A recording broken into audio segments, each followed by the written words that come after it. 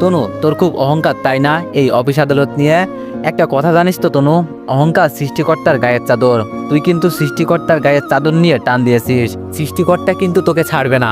আর তার থেকেও বড় কথা, তুই ছেলেটাকে অপমান অপদস্থ করে কাঁদিয়ে অফিস থেকে তাড়িয়ে দিয়েছিস। তোর অফিসের সিকিউরিটিরা যখন তোর কথা মতন ছেলেটাকে ঘাড় ধাক্কা দিয়ে বের করে দিয়েছে, তখন ছেলেটা আমার চোখের সামনে দিয়েই চোখের পানি ফেলতে ফেলতে গিয়েছে। আমি ছেলেটার কান্নার সাথে সাথে ভিতরের আত্মদান দেখতে পেয়েছি। তনু, আমি তোর মা হয়ে বলছি, বিশ্বাস কর, ছেলেটার একটা চোখের পানিও যদি এই অফিসের মধ্যে পড়ে, তাহলে অভিশাপে তোর পুরো অফিস ধ্বংস হয়ে যাবে। এখনো সময় আছে, যদি সম্ভব হয় ছেলেটার কাছে ক্ষমা চেয়ে তাকে ফিরিয়ে নিয়ে আয়। তনু বলল, ঠিক আছে মা, মানলাম আমার ভুল হয়েছে। কিন্তু মা, তুমি কি জানো, শুধুমাত্র ওই আকাশের কারণে আমার শরীরে পরপুরুষ স্পর্শ করেছে। তনুর মা বলল, আকাশের কারণে তোর শরীরে পরপুরুষ স্পর্শ করেছে মানে? তনু বলল, মানে হলো গত 5 বছর আগে আকাশ আমাকে অপমান করে চলে যাওয়ার বিষয়টা রাস্তার কয়েকটা ছেলে দেখে, যেটা আমি জানি না। আমার বান্ধবীরা আমাকে বুঝিয়ে শুনিয়ে শান্ত করে বাড়ি পাঠিয়ে দিয়ে তারাও বাড়িতে চলে যায়।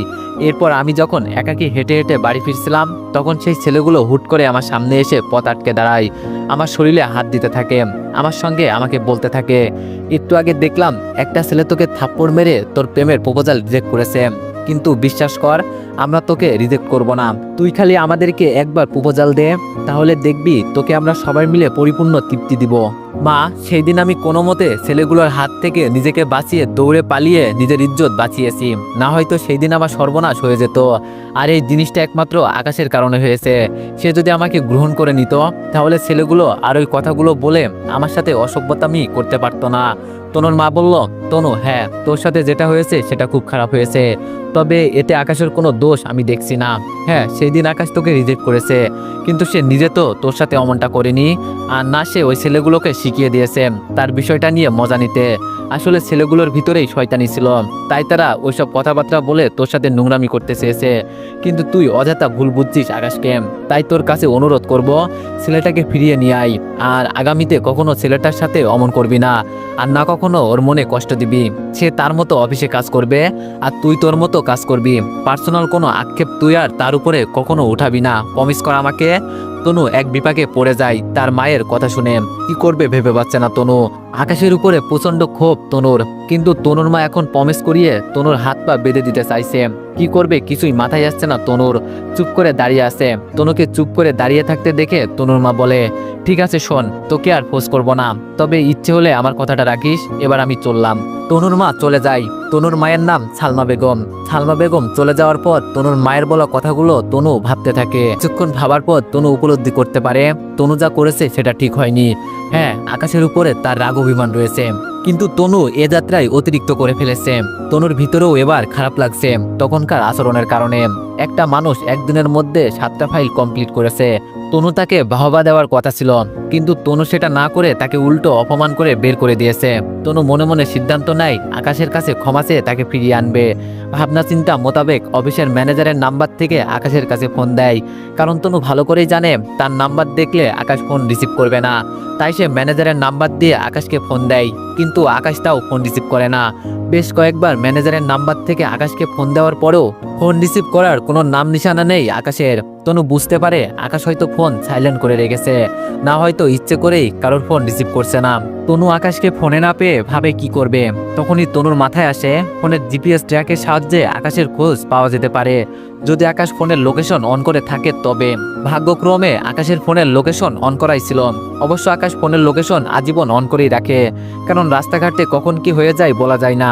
তনু আকাশের লোকেশন পেয়ে যায়। অফিস থেকে বেরিয়ে গাড়ি নিয়ে লোকেশন দেখে সোজা আকাশের কাছে চলে যায়। আকাশ এখনো পার্কে বসে মনমরা হয়ে কি করবে সেটা নিয়ে ভাবনা চিন্তায় মশগুল। তনু পার্কে গিয়ে আকাশের পাশে বসে, তবে তনু যে আকাশের পাশে গিয়ে বসেছে সেই দিকে আকাশের কোনো খেয়াল নেই। তনু আকাশের পাশে বসে ধীরে ধীরে হাঁটতে এগিয়ে নিয়ে গিয়ে আকাশের হাতের উপর রাখে, যার ফলে আকাশ সাথে সাথে চমকে ওঠে। আকাশ চমকে উঠতে পাশ থেকে তনু আকাশকে বলে, আরে চমকে ওঠার কিছু নেই, আমি তনু। আমি বললাম, হ্যাঁ ম্যাডাম, আপনি তনু তা তো দেখতেই পেরেছি, কিন্তু আপনি এখানে কি করছেন আর আমার হাত ধরছেন কেন? তনু বলল, তোর সাথে সময় কাটাতে এসেছি। আমি বললাম, মানে? তনু বলল, মানে হলো তুই একা একা বসে আছিস, তাই তোর সাথে সময় কাটাতে চলে এলাম। আমি বললাম, ম্যাডাম ফাজলামো করছেন আমার সাথে, আর হাতটা ছাড়ুন। তনু বলল, আরে ফাজলামো করছি না। আচ্ছা শোন আকাশ, আমি আন্তরিকভাবে দুঃখিত তোর কাছে তখনকার আচরণের জন্য। আমি বললাম, না ম্যাডাম, সমস্যা নেই, আমার কপালে লেখা ছিল ওইসব। আর এবার প্লিজ আমার হাতটা ছাড়ুন। তনু বলল, তোর হাত ছাড়ার জন্য তো ধরিনি, তুই এখন আমার সঙ্গে যাবি, তারপর তোর হাত ছেড়ে দিব আমি। আমি বললাম, আমি আপনার সঙ্গে যাব বলতে কোথায় যাব আমি? তনু বলল, অফিসে যাবি? আবার কোথায় যাবি? আমি বললাম, সরি ম্যাডাম, আমি আর কাজ করব না আপনার অফিসে। তনু বলল, আকাশ আমি সত্যি সরি, আগামীতে আমি আর কখনো তোকে কিছু বলবো না, এবার চল আমার সাথে। আমি বললাম, না ম্যাডাম, আমি আর কখনো আপনার অফিসে যাব না। তনু বলল, তোকে যেতে হবে। আমি বললাম তো তোকে আর কখনো কিছু বলবো না। আমি বললাম, না ম্যাডাম, আমি তাও আর আপনার অফিসে কাজ করব না। তনু বললাম, দেখ আমার রাগ উঠাস না, ভুলে যাস না তুই কিন্তু এখনো আমার কাছে জিম্মি, তাই ভালোভাবে চল আমার সাথে, তোকে আর কিছুই বলবো না আমি, না হয় কিন্তু জোর করে নিয়ে যাব বলে দিলাম। তনুর কথা শুনে আকাশ নিজের জেদ কমিয়ে ফেলে, কারণ সে ভালো করেই জানে তনুর কাছে সে এখনো জিম্মি। তাই সে তনুর অফিসে ফিরে যাবে বলে মনে মনে ঠিক করে। তবে সে মনে মনে আরেকটা সিদ্ধান্ত নেয়, এবার সে অফিসে যাবে ঠিকই, কিন্তু অফিসের পুরো নকশা সে বদলে ফেলবে। কারণ যেখানে সিস্টেমের সমস্যা সেখানে মানুষকে নয়, সিস্টেমকে ঠিক করতে হবে। আর সেই মানুষগুলো তাকে অফিস থেকে বের করে দিতে বলেছে, সেই মানুষগুলোই একটা সময় তাকে ছাড়া কিছুই বুঝবে না। এছাড়া তনুকেও সে নিজের আয়ত্তে করে নিবে, কারণ রাজ্যের প্রজাকে নয়, রাজাকে পরাজয় করলেই পুরো রাজ্য হাতে চলে আসে। আকাশ এখন সেটাই করবে। এতদিন সে চুপ করেছিল, তবে আর নয়, ধৈর্যের একটা সীমা থাকে, যেটা এবার আকাশের অতিক্রম হয়ে গেছে। কত ধানে কত চাল, আকাশ এবার এটা তনুকে বুঝিয়ে ছাড়বে। তনুর কথা মেনে নিয়ে আকাশ তনুর সাথে অফিসে যেতে রাজি হয়। তবে যাওয়ার আগে তনুকে বলে, ম্যাডাম আমি আপনার অফিসে যাব ঠিক, কিন্তু আমি কাজ করতে গিয়ে কোথায় ভুল করেছি সেটা আমাকে দেখতে দিতে হবে, ফাইলগুলো আমায় আবার দিতে হবে। তনু বলল, ঠিক আছে দিব, তুই এবার অফিসে চল। অফিসে পৌঁছে তুই নিজেই আমার কেবিনে ঢুকে ডেস্ক থেকে ফাইলগুলো নিয়ে নিস, সব কয়টা আমার ডেস্কের উপরেই রাখা আছে। আমি বললাম, ওকে। আকাশ তনুর সাথে অফিসে চলে যায়। অফিসে পৌঁছে নিজেই গিয়ে তনুর কেবিন থেকে ফাইলগুলো নিয়ে এসে নিজের ডেস্কে বসে দেখতে থাকে কোথায় ভুল হয়েছে। সমস্ত ফাইল ঘেটে ঘেটে ভুল খুঁজতে থাকে। 7টা ফাইলের ভেতরে শেষ ফাইলটার মধ্যে আকাশ ছোটখাটো একটা ভুল দেখতে পায়, যেটা কোনো আহামরি ভুল নয়, একবার কলমের গুতা দিলেই ভুলটা সংশোধন হয়ে যাবে। এছাড়া আকাশের কাছে আর কোনো ভুল চোখে পড়ে না। আকাশ আশ্চর্য হয়ে যায়, ছোট্ট একটা ভুলের কারণে তনু তার সাথে এমনটা করলো। ফাইলগুলো হাতে উঠিয়ে নিয়ে তনুর কেবিনে চলে যায়। তারপর ফাইলগুলো তনুর ডেস্কের উপরে রেখে বলে, ম্যাডাম একটা সামান্য ভুলের কারণে আপনি আমার সাথে এত কিছু করলেন। আমার ভুলটা একদম অতি সামান্য ছিল, যেটা চাইলে মিনিটের মধ্যেই ঠিক করা যেত, কিন্তু আপনি তা না করে আমাকে সকলের সামনে টেনে নিয়ে গিয়ে অপমান করে অফিস থেকে বের করে তাড়িয়ে দিলেন। তনু বলল, আকাশ আসলে তোর উপরে আমার অনেক রাগ উঠেছিল গতকালের কারণে, আমার ইচ্ছে ছিল তোর উপর প্রতিশোধ নেওয়ার, তাই তোকে সকলের সামনে নিয়ে গিয়ে অপমান করেছি। তবে বিশ্বাস কর, তোকে অফিস থেকে বের করে দেওয়ার ইরাদা আমার মধ্যে ছিল না, কিন্তু অফিসের সকল কর্মচারী তোকে বের করে দিতে বলাই আমি কোনো কিছু না ভেবেই তাদের কথা মতো তোকে বের করে দিয়েছি। আকাশ তনুর কথা শুনে আবারও আশ্চর্য হয়। একটা মানুষ প্রতিশোধ নেওয়ার জন্য কতটা নিচে নামতে পারে সেটা তনুকে না দেখলে আকাশ কখনোই বুঝতে পারতো না। একদিনে 7টা ফাইল কমপ্লিট করা 2-4টে কথা না, পুরো রাত নির্ঘুম থেকে ফাইলগুলো কমপ্লিট করেছে আকাশ। তনুর কাছে প্রশংসার পাত্র হওয়ার কথা ছিল আকাশের, সেখানে ক্ষুদ্র একটা ভুলের কারণে উল্টো পুরো অফিসের সামনে লজ্জিত হতে হলো। সেই সঙ্গে ঘাড় ধাক্কা দিয়ে তাকে অফিস থেকে বের করে দেওয়া হয়েছে। অবাক দৃষ্টিতে তনুর দিকে তাকিয়ে থাকে আকাশ, বলার মতো কিছুই খুঁজে পাচ্ছে না সে। অপর দিকে তনু আকাশকে তার দিকে তাকিয়ে থাকতে দেখে বলে, আমি ক্ষমা প্রার্থী তোর কাছে, তুই আমাকে ক্ষমা করে দে, আগামীতে আর কখনো তোর সাথে এইরূপ আচরণ করব না। আকাশ কিছু বলে না, মুচকি হাসি দিয়ে তনুর কেবিন থেকে কোনো কথাবার্তা ছাড়া বেরিয়ে যায়। কারণ সম্মান নষ্ট করার জন্য মানুষকে একাধিকবার তুচ্ছ তাচ্ছিল্য করতে হয় না, একবার করলেই যথেষ্ট। আর তনু সেটা তার সাথে একবার করে ফেলেছে, আগামীতে করুক আর না করুক তাতে আর তেমন কিছু যায় আসে না। দাগ যা লাগার প্রথমবারই লেগে গিয়েছে, তাই আকাশ তনুর কথায় কোনো গ্রাহ্য না করে কেবিন থেকে বেরিয়ে চলে যায়। আকাশের আচরণে এবার তনু আশ্চর্য হয়। তনু ভাবে তার কথার প্রতি উত্তরে কিছু না বলে আকাশ হুট করে চলে গেল কেন। তনুর ভিতরে আকাশের এই ব্যাপারটা কেমন যেন দাগ কাটে।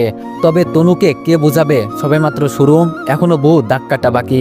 অন্যদিকে আকাশ ডেস্কে বসে বসে ভাবে তনুকে কিভাবে কন্ট্রোল করা যায়। এমন সময় অফিসের ম্যানেজার আকাশের কাছে এসে বলে, এই আকাশ, তোমাকে না ম্যাডাম অফিস থেকে বের করে দিয়েছে, কিন্তু পরবর্তীতে কি মনে করেও উনি তোমায় আবার অফিসে নিয়ে আসলো? হঠাৎ ম্যাডামের কি হয়েছে? উনি তোমাকে বের করে দেওয়ার পর আমার নাম্বার থেকে কয়েকবার তোমাকে ফোন দিয়েছে, কাহিনীটা কি? ভাবনার অবসান ঘটিয়ে আকাশ ম্যানেজারকে বলে, কাহিনী হচ্ছে অফিসে নাকি গরু ছাগল দিয়ে ভরপুর, তাই ম্যাডাম আবার আমাকে নিয়ে এসেছে। কারণ গরু ছাগল দিয়ে কখনোই অফিসের কাজকর্ম হবে না, কাজকর্মের জন্য কিছু মানুষের দরকার, যেটা ম্যাডাম বুঝতে পারায় আমাকে আবার ফিরিয়ে নিয়ে এসেছে। ম্যানেজার বলল, মানে কি? আমি বললাম, এই যে মাত্রই বললাম মানেটা। ম্যানেজার বলল, আকাশ তুমি কি আমাকে অপমান করলে? আমি বললাম, ওমা, আপনাকে অপমান কেন করব? ম্যাডামের যা ভাষ্য আমি তো তাই আপনাকে বললাম। ম্যানেজার লজ্জা পেয়ে চলে যায়। ম্যানেজার থেকে মুখে পানি ছুড়ার মারার প্রতিশোধ নিয়েছে আকাশ। ম্যানেজার চলে যাওয়ার পর আকাশ আবারও ভাবতে থাকে তনুর বিষয় নিয়ে। ভাবতে ভাবতে একটা বুদ্ধি আসে আকাশের মাথায়। আকাশ এবার বুদ্ধিটা কাজে লাগাবে। অবশ্য আকাশের এখন তেমন কোনো বুদ্ধি খাটানোর প্রয়োজন নেই, কারণ তনু তাকে বলেই দিয়েছে সে আগামীতে আর তাকে কিছু বলবে না। কিন্তু তারপরও তনুকে রিয়েলাইজ করানো উচিত তনু যেটা করছে সেটা অনেক বড় অন্যায়। না হয়তো একই ভুল তনু পরবর্তীতে আবারও করতে পারে। আকাশ যথারীতি প্রিপারেশন নিয়ে বসে থাকে। দুপুরে লাঞ্চের কিছু সময় আগে তনুর কেবিন থেকে আকাশের ডাক আসে। আকাশ তনুর কেবিনে যায়। তনু আকাশকে নিজের কেবিনে ডেকে নিয়ে ব্যাগ থেকে 1000 টাকার একটা নোট আকাশকে এগিয়ে দিয়ে বলে, এই নে 1000 টাকা। এই টাকা দিয়ে অফিসের বাইরে যেই ক্যান্টিনটা আছে সেখান থেকে আমার আর তোর জন্য 2 প্যাকেট খাবার কিনে নিয়ে আয়। আজ দুপুরে আমরা 2 জন একসাথে লাঞ্চ করব। আকাশ তনুর থেকে টাকাটা নিয়ে চুপচাপ কোনো কথাবার্তা ছাড়া কেবিন থেকে বেরিয়ে ক্যান্টিনে চলে যায়। কিছু সময় পর ক্যান্টিন থেকে খাবার নিয়ে ফিরে আসে। তনুর দেয়া টাকা থেকে খাবার আনার পর অতিরিক্ত অনেক টাকা বেঁচে যায়। আকাশ খাবারের প্যাকেট এবং অতিরিক্ত টাকাগুলো তনুর ডেস্কের উপরে রেখে কেবিন থেকে বেরিয়ে আসার উদ্দেশ্যে হাঁটা দেয়। তনু আকাশের আচরণে যথারীতি আবারও আশ্চর্য হয়, তবে আগের বারের চাইতে এবার একটু বেশি আশ্চর্য হয়, কারণ আকাশকে 2 প্যাকেট খাবার আনতে তনু বলেছিল, কিন্তু আকাশ 1 প্যাকেট খাবার নিয়ে এসেছে। তার উপরে কোনো কিছু না বলেই সে চলে যাচ্ছে। তনু পিছন থেকে আকাশকে ডেকে বলে, এই তুই কোথায় যাচ্ছিস? আর তোকে না বললাম 2 প্যাকেট খাবার আনতে? তাহলে তুই 1 প্যাকেট খাবার এনেছিস কি করতে? আমার কথাটা কি তোর কানে যায়নি? আমি বললাম, গিয়েছে। তনু বলল, তাহলে 2 প্যাকেট খাবার আনিসনি কেন? আমি বললাম, প্রয়োজন মনে করিনি তাই। তনু বলল, মানে? আমি বললাম, মানে হলো আপনি অফিসের বস আর আমি সামান্য একজন কর্মচারী। আপনার সাথে একসঙ্গে খাবার খাওয়াটা আমার শোভা পায় না। এছাড়া আপনি আমাকে মাসিক বেতন দিবেন কাজের জন্য, যেই টাকা দিয়ে আমার সারা মাস ঘর আর নিজের পকেট চলবে। তাহলে অযথা নিজের টাকা রেখে আপনার টাকায় খেতে যাব কেন? তাই আর নিজের জন্য খাবার কিনে আনিনি। আচ্ছা ম্যাডাম, এবার আমি গেলাম, আপনি খেয়ে নিন। আকাশের কথা শুনে তনুর মাথা পুরোপুরি আউলে যায়। তনু পুরো হতভম্ব হয়ে গেছে আকাশের কথা শুনে। তনুর এখন কেমন রিয়াকশন করা উচিত তনু নিজেও বুঝে উঠতে পারছে না। আকাশ তনুর মাথা আউলে দিয়ে কেবিন থেকে বেরিয়ে চলে গেছে। তনুর ইচ্ছে করছে পুরো কেবিনের সমস্ত জিনিসপত্র ভেঙে চুরমার করে ফেলতে। ভয়ানক রকমের রাগ উঠেছে তনুর, তবে তনু নিজেকে কোনোভাবে সামলে নাই আর রাগটা ঝাড়ে খাবারের উপরে। আকাশের আনা খাবারের প্যাকেট তনু কোনো প্রকার হাত দেয় না, খাবারগুলো ডেস্কের উপরে রেখে কাজ করতে থাকে। অন্যদিকে আকাশ তনুকে কৌশলে মার দিয়ে ডেস্কে এসে বসে আছে। মায়ের প্রতিক্রিয়ায় তনুর ভিতরটা জ্বলছে, কিন্তু তনু কিছুই বলতে পারছে না আকাশকে। না খেয়েই তনু সারাটা দুপুর কাটায়। বিকেলবেলায় অফিস ছুটি হওয়ার মিনিট 5 আগেই তনু কেবিন থেকে বেরিয়ে আকাশকে বলে, কাজটা ঠিক করিসনি। অনেক ইচ্ছে ছিল দুপুরে 2 জন একসঙ্গে খাবার খাবো, কিন্তু তুই আমার ইচ্ছাটা পূরণ হতে দিলি না। তোর উপরে রাগ করে আমার দুপুরে খাবারটা আর খাওয়া হয়নি। যাক, যা করেছিস ভালোই করেছিস। এবার প্রিপারেশন নে বাড়ি যাওয়ার, আর কিছু সময়ের মধ্যেই অফিস ছুটি হয়ে যাবে। তনু আকাশকে কয়েকটা কথা বলে অফিস থেকে বেরিয়ে যায়। এইদিকে আকাশ তনুর কথা শুনে বুঝতে পারে তার বুদ্ধি কাজে দিচ্ছে। সে যেই হাতিয়ার তনুর উপরে প্রয়োগ করেছে সেটা থেকে সহজে মানুষ বাঁচতে পারে না। তনু যাওয়ার পর আকাশ হাসতে হাসতে নিজের ব্যাগ গুছিয়ে নেয়। এরপর অফিস ছুটি হতেই সে বাড়ি চলে যায়। এভাবে দিন কাটতে থাকে। আকাশ নিজেকে একদম লিমিটে নিয়ে আসে। তনু আকাশকে কোনো কাজের জন্য ডাকলে আকাশ খুব ভেবেচিন্তে তনুর সাথে কথা বলে, সবসময় মুখ গম্ভীর করে রাখে তনুর সামনে গেলে। এক কথায় আকাশ তনুকে এটা বোঝায় আকাশ তার সাথে কথা বলতে ইন্টারেস্টেড না, সেটা হোক কাজের কথা বা এমনিতেই কোনো কথা। আকাশ তনুর সাথে এই জিনিসটা প্রতিদিন করতে থাকে। কিছুদিন যাওয়ার পর তনু লক্ষ্য করে আকাশ কেমন যেন পাল্টে গেছে। আকাশের ভিতরে কেমন যেন পরিবর্তন এসেছে। একটা সময় তনুর সাথে সে সাধারণভাবেই কথা বলতো, কিন্তু এখন কেমন যেন একরকমের হয়ে গেছে।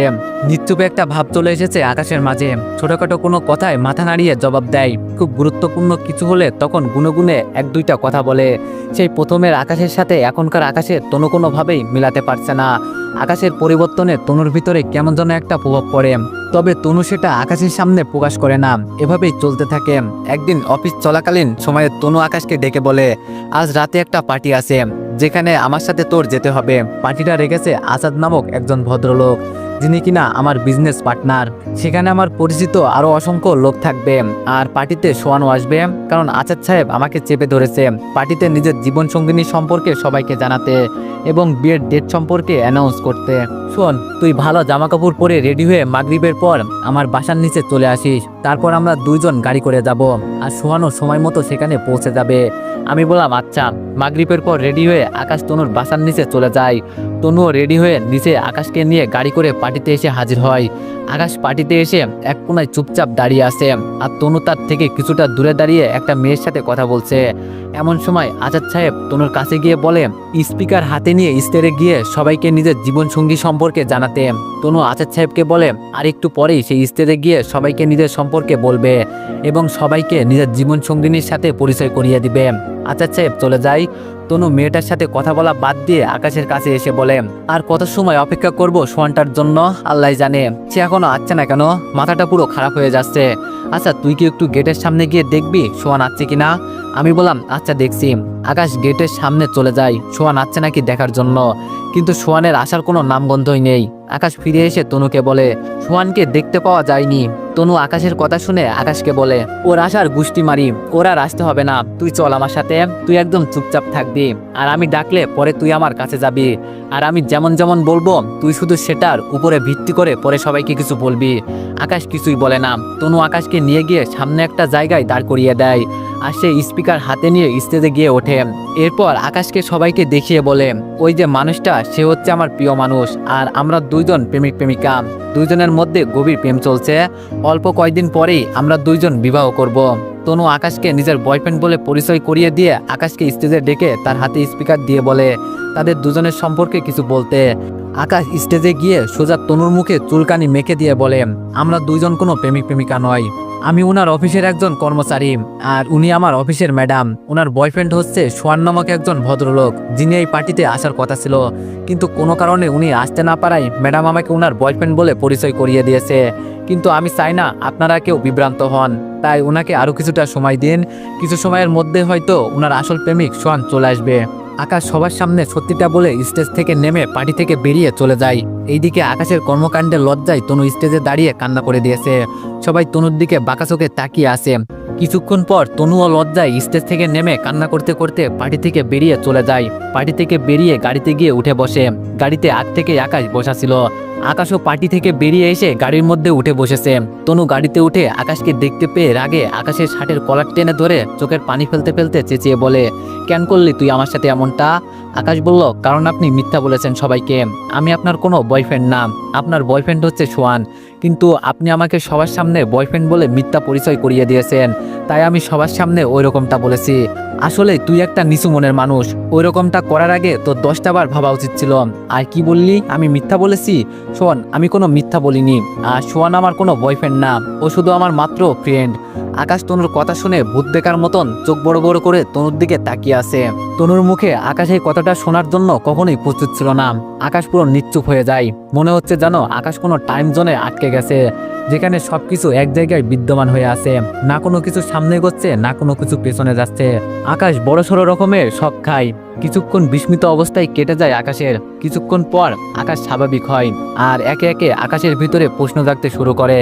তবে সে এখনো সাইলেন্ট। উপর দিকে তনু আকাশকে চুপ থাকতে দেখে সজোরে নাড়িয়ে বলে কিরে কথা বলছিস না কেন? এখন স্টেজে তো আমার মান সম্মান ধুলোয় মিশিয়ে দিয়েছিস, কিন্তু এখন চুপ করে আছিস কেন?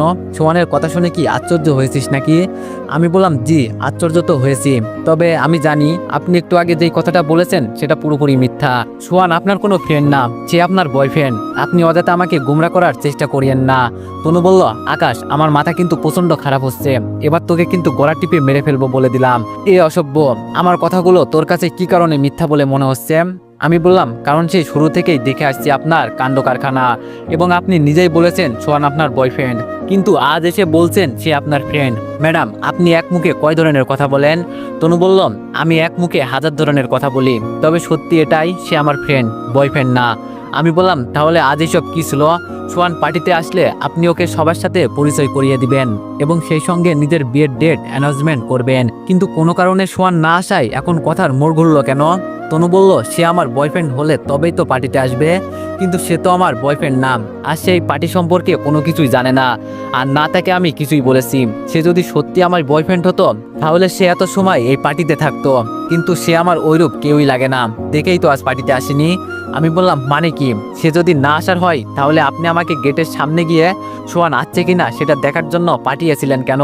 তনু বলল, কারণ এটা একটা প্ল্যান ছিল তোকে হতাশ করার। আকাশ তনুর কথার আগামাথা কিছুই বুঝে উঠতে পারছে না, কেমন যেন পেছনো লাগছে তনুর কথাগুলো তার কাছে। তাই সে তনুকে বলে, ম্যাডাম, আমি আপনার কোনো কথাই বুঝে উঠতে পারছি না। প্রথমে বললেন সোহান আপনার বয়ফ্রেন্ড না, আবার বললেন সোহান পার্টি সম্পর্কে কিছুই জানে না, কিন্তু আপনি আমাকে ওর খোঁজে গেটে পাঠিয়েছেন, আবার পরিশেষে বলছেন তার খোঁজে পাঠানোর কারণ ছিল আমাকে হতাশ করা। ম্যাডাম, এই সমস্ত কথা শুরু থেকে আমাকে আবার বুঝিয়ে একটু বলবেন। তনু বলল, ঠিক আছে শোন, এতদিন সোহান সম্পর্কে যা শুনেছিস সব মিথ্যা, আর যা দেখেছিস সব আমাদের সাজানো নাটক ছিল, আর এইসব কিছু করার পিছনে কারণ ছিল তোকে কষ্ট দেওয়া, কারণ তুই আমাকে 5 বছর আগে কষ্ট দিয়েছিস, তাই তোর উপরে প্রতিশোধ নেওয়ার জন্য এমনটা করেছিস সোহানের সাথে মিলে। তোর উপরে আমার অনেক অভিমান, আমি তোকে বিয়ে করেছি নিজের কাছে রেখে কষ্ট দেওয়ার জন্য, তবে সব কিছুর ভিড়ে আমার মন তোকে এখনো ভালোবাসে। আর আমার সাথে তোর বিষয়টা যেভাবেই হোক না কেন, আমি জানি আমি অন্য কোনো পুরুষের সাথে মিশলে তোর খারাপ লাগবে, আমি সেই জন্য সোহানের সাথে মিলে এমনটা করেছি। আর আজকে এই পার্টিতে নিজের ব্যক্তিগত সম্পর্কে জানানোটা আমার অনেক প্রয়োজন ছিল, কারণ আজাদ সাহেব আমাকে পছন্দ করে, কিন্তু ওনাকে আমি পছন্দ করি না, তাই উনি আমাকে পছন্দ করেন এই বিষয়টা আমাকে জানানোর পর আমি বলেছিলাম আমি সিরিয়াস একটা রিলেশনে আছি, তাই আমার একজনকে নিজের বয়ফ্রেন্ড বলে পরিচয় করিয়ে দেওয়াটা আবশ্যক ছিল। আমি চাইলে সোহানকে সবার সামনে বয়ফ্রেন্ড বলে পরিচয় করিয়ে দিতে পারতাম, কিন্তু কেন জানি অমনটা করতে আমার মন মানছিল না। আর তাছাড়া এটা নিয়ে পরবর্তীতে সমস্যাও হতে পারে, কিন্তু তোর বিষয়টা নিয়ে আমার মনে কোনো দ্বিধাবোধ কাজ করছিল না, কারণ তোকে আমি ভালোবাসি আর তোর সাথে আমার বিয়ে হয়েছে, তার উপরে তুই আমার হাজবেন্ড। মোট কথা সবকিছু মিলিয়ে মনের মধ্যে একটা আস্থা হচ্ছিল, সেজন্য আজ আমি তোকে এখানে এনে সবার সামনে নিজের বয়ফ্রেন্ড বলে ইন্ট্রোডিউস করিয়ে দিয়েছি, কিন্তু তুই আমার মান সম্মান এক মুহূর্তের মধ্যেই সব ধুলোই মিশিয়ে দিয়েছিস।